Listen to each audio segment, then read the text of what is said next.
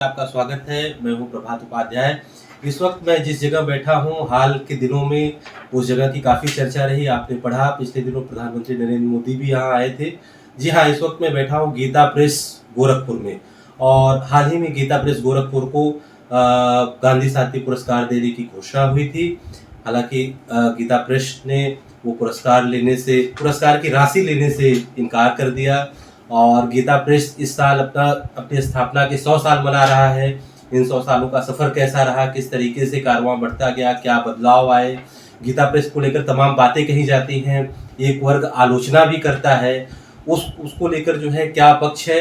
इस वक्त हमारे साथ हैं ईश्वर प्रसाद जी, जो गीता प्रेस का ट्रस्ट है उसमें से उन ट्रस्टियों में से एक हैं। हम ईश्वर प्रसाद जी से बात करेंगे और तमाम मसलों को समझने की कोशिश करेंगे। पहले तो आपको बहुत बहुत बधाई। इस बार गांधी शांति पुरस्कार गीता प्रेस को देने की बात हुई है। मैं अपनी बात भी यहीं से शुरू करूंगा कि गीता प्रेस की तरफ से कहा गया कि जो पुरस्कार की राशि है वो हम नहीं लेंगे, उसको किसी अन्य काम में, क्या ऐसा कहा गया, क्या वजह है इसकी? हम लोग बाहरी अनुदान या सहयोग नहीं लेते हैं। हमारे संस्थापक इस पक्ष में नहीं थे। उनका कहना था कि आप जिससे भी सहयोग लेंगे वह आपके ऊपर अपनी इच्छा थोपने का प्रयास करेगा। उन्होंने कहा था आप अच्छा काम करेंगे, आपको धन की आवश्यकता, धन की कमी नहीं पड़ेगी। हम लोग उन्हीं सिद्धांतों पर चल रहे हैं और उस पर चलते हुए हमें कहीं धन की आवश्यकता या उसकी कमी नहीं महसूस होती। धन की कमी नहीं महसूस होती, ठीक है। तो आपने सरकार को या समिति को जिसकी तरफ से यह पुरस्कार देने की आपको घोषणा हुई, उनको अपना निर्णय या कन्वे कर दिया, उनको बता दिया? उनकी तरफ से कुछ कहा गया आपको? सरकार की तरफ से कुछ कहा गया? नहीं आया जी, कोई उत्तर नहीं आया। उनका जो पत्र आया था हमने उसका उत्तर दे दिया था जी। उधर से फिर कोई उसका उत्तर नहीं आया। तो मैं ये जानना चाहता हूँ, जैसे गीता प्रेस की तरफ से ये निर्णय ले लिया गया, तो आपका जो ट्रस्ट है, थोड़ा सा हम इसके बारे में भी जानना चाहते हैं कि अभी जो ट्रस्ट है, ये गीता प्रेस इतना बड़ा संस्थान है, ये कैसे मैनेज होता है, इसका डे टू डे जो कार्य है, रूटीन है, किस तरीके से संचालित होता है, कितने लोग हैं जो इसके पीछे हैं, जो करते हैं? ट्रस्ट बोर्ड में 11 सदस्य हैं जी, और अलग अलग इंचार्ज बनाए हुए हैं ट्रस्टियों में से। जी, डे टू डे अफेयर्स वो लोग देखते हैं। कोई गंभीर विषय होता है, तत्काल निर्णय लेना होता है तो फोन से चर्चा हो जाती है, अन्यथा बैठकों में नहीं। मैं अभी अंदर आ रहा था तो देखा एक मंदिर नुमा जो द्वार है इस प्रेस का, संस्थान का, उसके पीछे की क्या कहानी है? बड़ा दिलचस्प लगा वो देखने में। कुछ विशेष उसके पीछे उसमें भारत के विभिन्न शैलियों को और विभिन्न मंदिरों के आर्किटेक्ट को लेकर के इसे बनाया गया है। और इसका जो हमारे देश के प्रथम राष्ट्रपति डॉक्टर राजेंद्र प्रसाद जी थे, उन्होंने इसका उद्घाटन किया। हम थोड़ा सा पीछे चलते हैं, शुरुआत से, जब आपने बताया 1923 के आसपास गीता प्रेस की स्थापना हुई, तो जो गीता प्रेस के संस्थापक थे वो रहने वाले मूल रूप से राजस्थान के थे संभवतः, और प्रेस लगाया उन्होंने गोरखपुर में। तो कुछ विशेष इसके पीछे कारण था गोरखपुर आने का? किस तरीके से, कहाँ से वो शुरुआत हुई? थोड़ा सा अपने दर्शकों को ये भी। वह गीता के अध्येता थे, गीता पे प्रवचन किया करते थे। नाम भी बताएंगे तो मुझे लगता है। इनका नाम श्री जयदयाल जी गोयनका, जो सेठ जी के नाम से अपने श्रद्धालुओं में जाने जाते थे। उनका गीता जी के एक श्लोक पर ध्यान गया, 2 श्लोकों पर। अध्येष्यते चैमं धर्म्यं संवादमावयो ज्ञान यज्ञेन तेन मिष्टस्यामिति मे मतिः य इमं परमं गुह्यं मद्भक्तेष्वभिधास्यति भक्तिं मयि परां कृत्वा मामे वैश्यस्य संशयः। जो इस परम गोपनीय गीता शास्त्र को मेरे भक्तों में कहेगा, वह मेरी परम भक्ति को प्राप्त होकर के मुझे ही प्राप्त होगा, इसमें कोई संशय नहीं है। न तस्मान् मनुष्येषु कश्चिन् मे प्रियकृतः भविता न मे तस्मादन्यः प्रीतो। उन मनुष्यों के समान कोई भी मेरा प्रिय नहीं है, न हुआ न होगा। गीता के प्रचारक के लिए भगवान ने ऐसा कहा, उससे बढ़कर प्रिय मेरा न कोई हुआ है न कोई होगा। उनका ध्यान गया कि कहीं भी भगवान के ऐसे वचन, ऐसा वचन तो बहुत जगह मिलते हैं, मेरा बहुत प्रिय है, प्रियतम है, लेकिन भविष्य में भी उससे बढ़कर प्रीतम कोई नहीं होगा, ऐसे वचन और कहीं मिले नहीं। तो उन्होंने अपने जीवन का व्रत गीता का प्रचार बना दिया। उस जमाने में गीता जी की पुस्तकें सहजता से नहीं मिलती थी, तो उन्होंने गीता पे एक संक्षिप्त टीका तैयार करके, वो रहने वाले राजस्थान के थे, उनका व्यापार बांकुड़ा बंगाल में था, वहाँ रहते थे, तो उन्होंने कलकत्ता में 5000 प्रतियां छपवाई। वो बहुत शीघ्र ही समाप्त हो गई। 5000 की छपवाई। सेठ जी एकदम शुद्ध पुस्तकें चाहते थे, लेकिन जो भी मार्केट में छपवाई उनमें कुछ न कुछ भूलने रह गई। तो जिस प्रेस में छपवाई थी, वणिक प्रेस नाम था उसका, उसके जो मालिक थे वह भी सेठ जी के श्रद्धालुओं में थे और सहयोग करते थे। उन्होंने कहा, सेठ जी जैसी शुद्ध पुस्तक आप चाहते हैं, कोई भी जॉब वर्क करने वाला उतनी शुद्ध नहीं छाप सकेगा। उस जमाने में लेटर प्रेस का जमाना था, प्रूफ निकलता था, करेक्शन होता, फिर छपती, और फिर भूल निकली तो मशीन रोक करके उसका ब्लॉक निकाल करके फिर करेक्शन करना। तो बोले कोई भी जॉब वर्क वाला इतना परिश्रम नहीं करेगा, मशीन बार बार नहीं रोकेगा। आप जैसी शुद्ध पुस्तक चाहते हैं, वैसी पुस्तक के लिए आपको अपना प्रेस करना चाहिए। सेठ जी ने अपने श्रद्धालुओं में चर्चा की, भाई प्रेस करना है, कहाँ किया जाए। तो गोरखपुर के 2 सज्जन थे, घनश्याम दास जी जाना और महावीर प्रसाद जी पोता। इन्होंने कहा, यदि आप गोरखपुर में करते हैं, कि गोरखपुर के रहने वाले थे लोग, हाँ, यदि आप गोरखपुर में करते हैं तो हम इस काम को देख लेंगे। तो गोरखपुर आ गया गीता प्रेस। कोई और बीड़ा उठाता तो वहाँ चला जाता। तो 100 साल की यात्रा हो गई गीता प्रेस की। अब तक कितनी पुस्तकें छाप चुके हैं संख्या के हिसाब से भी, और मैं थोड़ा सा ये भी जानना चाहूँगा कि कितनी भाषाओं में आप पुस्तकें छापते हैं और सर्वाधिक कौन सी पुस्तक आप अभी छाप चुके हैं? 15 भाषाओं में पुस्तकें यहाँ से छपती हैं। मार्च 2023 तक 75 करोड़ 69 लाख पुस्तकें कुल प्रकाशित हुई हैं, जिसमें भगवत गीता है 16 करोड़ 92 लाख, रामचरितमानस एवं तुलसी साहित्य है 12 करोड़ 17 लाख, पुराण उपनिषद आदि हैं 2 करोड़ 76 लाख, और नाम बालकोपयोगी है 11 करोड़ 13 लाख, भक्त चरित्र एवं भजन माला आदि जो है 18 करोड़ 83 लाख है, अन्य प्रकाशन है 13 करोड़ 88 लाख, कल्याण और हमारी एक अंग्रेजी पत्रिका आती थी कल्याण कल्पतरु, इनकी संख्या इसके अतिरिक्त है। अच्छा, तो कल्याण मेरे सामने रखी भी हुई है, आपने कल्याण का जिक्र किया तो मैं ये पूछना भी चाह रहा था। एक जमाने में जब हनुमान प्रसाद पोद्दार जी इसके संपादक हुआ करते तो उस समय तो कल्याण बहुत लोकप्रिय थी, घर घर तक इसकी पहुंच थी। अब क्या स्थिति है इसकी, कितना इसका प्रसार है, प्रसार में गिरावट आई है क्या, और क्या स्थिति है? लगभग 2.25 लाख का प्रसार है इसका। मामूली सी गिरावट आई है जी, कोई विशेष अंतर नहीं है। क्या वजह मानते हैं गिरावट के पीछे? क्यों लगता है कि कल्याण जैसी पत्रिका के प्रसार में गिरावट आई?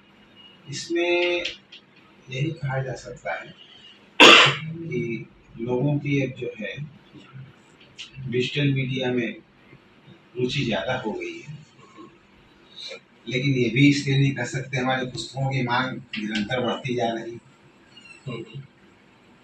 ठीक है, आपने बताया कि गीता सर्वाधिक बिकने वाली पुस्तक है, उसके बाद रामायण और तमाम पुस्तकें हैं। वेद भी छापते हैं आप लोग? आज तक मुझे नहीं, उपनिषद छपते हैं हमारे यहाँ से, वेद अभी नहीं छपते। क्यों वेद न छापने की कोई खास वजह? देखिए, कोई वजह ऐसी नहीं है। वेदों का रहस्य बड़ा गूढ़ है, एक जन सामान्य के समझ में आना बड़ा कठिन है। एक एक ऋषि को पूरा जीवन लग जाता था एक मंत्र को समझने में। तो हमारे जो संस्थापक थे उनका ये लक्ष्य था कि प्रत्येक व्यक्ति सहजता से सरलता से भगवत प्राप्ति कर सके। उसके लिए भगवत गीता सबसे सरल माध्यम है। भगवान ने सभी वेदों का निचोड़ इसमें इस छोटे से ग्रंथ में ला दिया है। इसका अनुशीलन करके व्यक्ति सहजता से भगवत प्राप्ति कर सकता है। हम मनुष्यता, हमारे में मनुष्यता कैसे आए? गीता किसी धर्म, किसी मजहब, किसी पंथ का ग्रंथ नहीं है। इसमें भगवान ने जहाँ भी कहा है मनुष्य का प्रयोग किया है। ऐसा करने से मनुष्य ऐसा हो जाता है जी। ऐसा नहीं कहा है कि ब्राह्मण के लिए, हिंदू के लिए है, या मुस्लिम के लिए है, ईसाई के लिए नहीं है जी। मानव कैसे बने, यह एक तरह से इसको कह सकते हैं जीवनचर्या ज्ञान है। तो हम कैसे खाएं, कैसे बात करें, कैसे व्यवहार करें, गीता हमें ये सिखाती है। तो आप कह रहे हैं कि गीता प्रेस उसी तरह की पुस्तकें छापती है कि जीवन दर्शन, जीवन को किस तरीके से हम करें। ठीक है, पिछले दिनों प्रधानमंत्री मोदी जी यहाँ आए थे, उन्होंने अपने भाषण में जो एक चीज़ का जिक्र किया, गीता प्रेस बहुत कम लागत में बहुत सस्ते दाम पर पुस्तकें बेचता है। तो मैं ये जानना चाहता हूँ कि आपकी जैसे जो सबसे सस्ती पुस्तक है, कौन सी सबसे सस्ती पुस्तक है और क्या कारण है, किस तरीके से आप इतनी सस्ती, जैसे मैं देख रहा हूँ कल्याण मेरे सामने है, इसका प्रिंट बहुत अच्छा है, रंगीन चित्र है, लेकिन इसका दाम सिर्फ 10 रुपये है। तो किस तरीके से इसको मैनेज करते हैं? तो बल्क प्रोडक्शन होने के कारण लागत कम आती है जी। दूसरा, जैसे वस्त्र विभाग है, हमारे आयुर्वेदिक औषधियाँ बनती हैं, इससे जो सरप्लस होता है वो उससे पूर्ति हो जाती है। सबसे सस्ती पुस्तक कौन सी है? अभी गीता प्रेस की सबसे सस्ती और सबसे महंगी पुस्तक, मैं दोनों जानना चाहता हूँ कि आपकी सबसे सस्ती किताब कौन सी है और सबसे महंगी कौन सी? सबसे सस्ती है हनुमान चालीसा और एक पन्ने की भगवत गीता है, सबसे सस्ती है। कितने की है? 1 रुपये की है भगवत गीता। और रामचरितमानस 8 पेपर पर रंगीन है, वो 1600 रुपये की। 1600, ठीक है। आप अभी थोड़ी देर पहले आपने जिक्र किया डिजिटल मीडिया की वजह से हमारी पत्रिकाओं के प्रसार में थोड़ा सा गिरावट आया है। तो डिजिटल मीडिया और इस दौर में जैसे जैसे टेक्नोलॉजी भी बदली, जब आपने प्रेस लगाया होगा उसके बाद टेक्नोलॉजी भी आधुनिक हो गई, अभी किस तरीके से अपने यहाँ गीता प्रेस में कितने लोग हैं जो काम करने वाले हैं, अलग अलग डिपार्टमेंट में सब में मिलाकर कितने लोग हैं? क्या कर्मचारियों की संख्या बढ़ी है, घटी है, क्या स्थिति है? इस समय लगभग 300 कर्मचारी हैं। ऑटोमेशन होने के कारण कर्मचारियों की संख्या में कुछ गिरावट आई। पहले ज़्यादा हुआ करती थी। हाँ। अब कितने? 300 के आसपास है। हाँ। ठीक है। कुछ साल पहले मैं पढ़ रहा था गीता प्रेस के बारे में, जिसमें एक खबर मैंने ये भी देखी कि सैलरी वगैरह को लेकर कुछ कर्मचारी हड़ताल पर बैठ गए थे। तो अभी क्या स्थिति है, किस तरीके से उनकी सैलरी वगैरह की स्थिति क्या है, क्या क्या रहता है? देखिए, सैलरी जो सरकारी नियम है उसके अनुसार बराबर दी जाती है और मांग तो कभी भी कोई कर सकता है। एक बार समस्या आई थी, समाधान हो गया, ठीक चल रहा है, कोई दिक्कत नहीं। एक सवाल और जो है, हाल के दिनों में जब ये गांधी पीस पुरस्कार आपको देने की घोषणा हुई तो सोशल मीडिया पर 2-3 सवाल, एक दूसरा वर्ग जो है हर तरह के विचार है, तो ये दिखा गया कि यहाँ जो कर्मचारी काम करते हैं उसमें गैर हिंदू कर्मचारी नहीं है, क्या इसमें सच्चाई है? हाँ, सिर्फ हिंदू कर्मचारी है। हाँ। इसकी कोई खास वजह नहीं, स्वाभाविक ही ऐसी चल रही है, शुरू से ऐसा रहा है और कभी ऐसी आवश्यकता आपने महसूस नहीं की कि और गैर हिंदू कर्मचारियों के रखने की जरूरत? ऐसा है, जैसे हमारे यहाँ जो बाहर काम होता है उसमें मुस्लिम कर्मचारी भी होते हैं। बाहर काम होता है मतलब जैसे कभी आजकल तो जरूरत नहीं पड़ती है, पहले बाइंडिंग करवानी होती थी बाहर से, तो हम लोग यहाँ से कानपुर हमारी ब्रांच है, उनकी जो रिक्वायरमेंट होती थी उनको सीट भेज देते थे, वहाँ मार्केट में बाइंडिंग करवा लेते, सब मुस्लिम थे। ऐसा कोई नहीं कि मुस्लिमों से परहेज है, लेकिन प्रीमिसेज में कोई कर्मचारी ऐसा तो क्या उनके आने पर भी पाबंदी है, मतलब नहीं, ऐसी कस्टमर और नहीं, इस ऐसी तरीके से कोई ऐसी कोई पाबंदी नहीं? जी, सबके लिए खुला है द्वार। एक और सवाल मैं सोशल मीडिया पर देख रहा था, तमाम लोगों ने उसका लेकर सवाल किया कि महात्मा गांधी की हत्या के बाद जो है गीता प्रेस ने चुप्पी साध ली थी, इसमें कितनी सच्चाई है? क्या ऐसी कोई बात नहीं।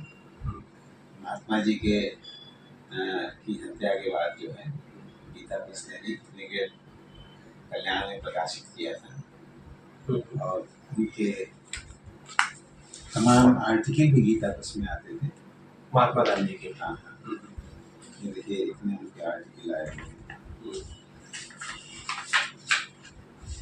ये मैं देख रहा हूँ पहला पेज, मुझे लगता है इधर ये पहला अंक था कल्याण का, इसमें महात्मा जी का लेख छपा था। अच्छा।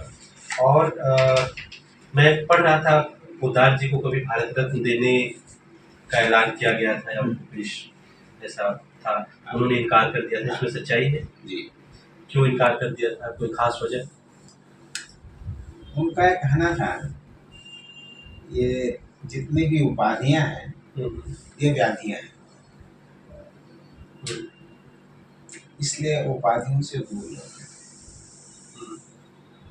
ये गांधी शांति पुरस्कार जो गीता प्रेस को मिला है, हमारे अध्यक्ष जी ने और जो हमारे महासचिव हैं, उन्होंने जब वहाँ से समाचार आया था तो मना ही कर दिया था। दिल्ली से जब आपको ये कहा? जी। फिर बाद में चर्चा हुई, ये किसी व्यक्ति को नहीं मिल रहा, संस्था को मिल रहा है। तब ट्रस्ट बोर्ड का ही निर्णय हुआ, ठीक है, प्रशस्ति पत्र ले लिया जाएगा और पुरस्कार राशि नहीं ली जाएगी।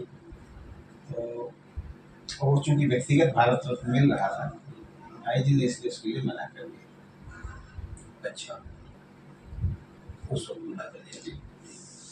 अभी मैं पढ़ रहा था कि जो पुरानी पुस्तकें थी जिसमें वो एक चौपाई है सकल ताड़ना के अधिकारी, उसको शायद आपने जो उसका परिष्कृत संस्करण आया है उसमें उसके अर्थ को कुछ बदलाव वगैरह किया है, कुछ ऐसा बदलाव हुआ है क्या? या जो देखिए ऐसा है, ये सारी बातें कट एंड पेस्ट वाली। रामचरितमानस में ये भी तो आया है, सी राम में सब जग जानी, करम प्रणाम जोरी जुग पानी। तो सारे संसार से क्या नारियां बाहर हो? वो स्टेटमेंट किसका है? वो समुद्र का स्टेटमेंट है। उसकी जान आफत में आई थी तो कुछ भी उसने, जब जान आफत में आती तो आदमी कुछ ना कुछ बकता है, उसने कुछ कह दिया। और ताड़ना का मतलब जो है, वहाँ एक ही शब्द के कई अर्थ लगेंगे। एक बार ब्रह्मा जी के पास देवता, असुर और मनुष्य गए। ब्रह्मा जी ने उपदेश दिया दर्द, असुरों ने उसका अर्थ लगाया, वो हिंसक थे, दया करो। ब्रह्मा जी ने पूछा क्या समझे, और दया करो, बिल्कुल ठीक। मनुष्य से पूछा तुमने क्या समझा, और दान करो, बोले बिल्कुल ठीक। देवताओं से भी क्या, मुझे भी ध्यान नहीं आ रहा है, उन्होंने कुछ और समझा, वो बिल्कुल उनके लिए वही उत्तर था। तो जैसे सोशल मीडिया पर उस चौपाई का जो मतलब शेयर किया जा रहा था कि गीता प्रेस की पुरानी पुस्तकों में उस चौपाई का कुछ और मतलब बताया गया था, लेकिन इन दिनों जो पुस्तकें छप रही हैं उसमें उसका मतलब बदल दिया गया है, ये सच है कि आपने बदलाव किया? नहीं, ऐसा कुछ नहीं है। देखिए, भारतीय संस्कृति महिलाओं का सम्मान करती है, उसमें उनकी पिटाई की जाए यह बात आ ही नहीं सकती। वहाँ एक ताड़ना शब्द का सबके लिए अलग अलग अर्थ है। अब कोई अनर्थ करे उसका, तो उसके लिए हम कुछ नहीं कर सकते। गोरखपुर में है हम, आजकल उत्तर प्रदेश के मुख्यमंत्री भी गोरखपुर में ही उनकी कर्मस्थली रही है।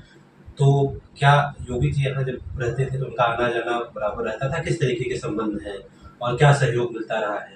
महाराज जी हमारे संरक्षक हैं, हमारे ऊपर सदैव उनका वरदहस्त रहा है, उनका संरक्षण सहयोग सदैव मिलता रहा है। मुख्यमंत्री बनने के बाद कुछ बदलाव आए हैं, किसी और तरीके से आपको सहयोग मिलता रहा हो? सदैव सहयोग उनका मिलता रहा है, वो जो भी कर सकते हैं बराबर संस्था के लिए करते ही हैं। अच्छा, एक आखिरी सवाल मैं आपसे ये पूछना, आपने कहा कि डिजिटल मीडिया का ज़माना है, तो गीता प्रेस की जो पुस्तकें हैं, खासकर कल्याण ये मैगजीन हो गई और जो पुस्तकें हैं, आपकी कोई ऐसी योजना है कि डिजिटल फॉर्मेट में ई बुक वगैरह में लॉन्च करने की, ताकि जो युवा पीढ़ी है उन तक पहुंचने के लिए कुछ योजना बना कुछ रहे हैं आप? पुस्तकें ऑनलाइन अवेलेबल हैं निःशुल्क पढ़ने के लिए, और कल्याण के मासिक पत्रिकाएं भी जो है ऑनलाइन निःशुल्क पढ़ने के लिए। बहुत बहुत धन्यवाद हमसे बात करने के लिए।